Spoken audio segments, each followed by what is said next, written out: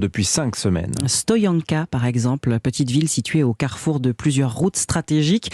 Depuis hier, elle renoue avec le calme, le silence et la population retrouve un semblant de normalité. Le reportage de l'envoyé spécial d'Europe 1 en Ukraine, Nicolas Tonev.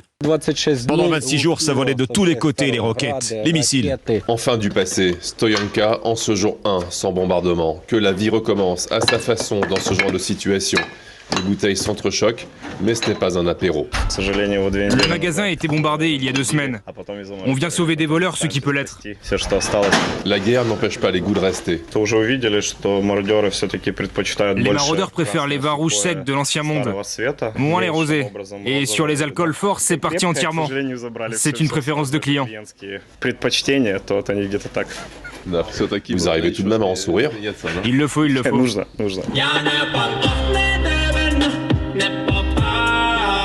Stoyanka, jour 1 sans bombardement. Une musique s'élève à l'arrière d'un supermarché en partie détruit.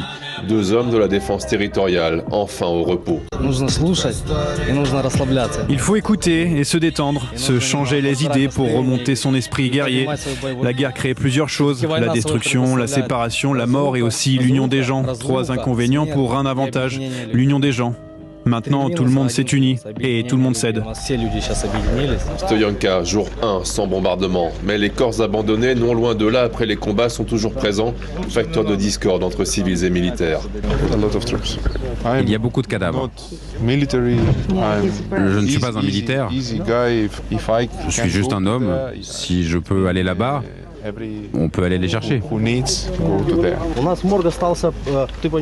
que tu comprennes, à l'hôpital numéro 9, la morgue, c'est une table dans les sous-sols.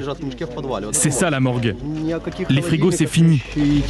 Même dans un calme retrouvé, la guerre reste impitoyable.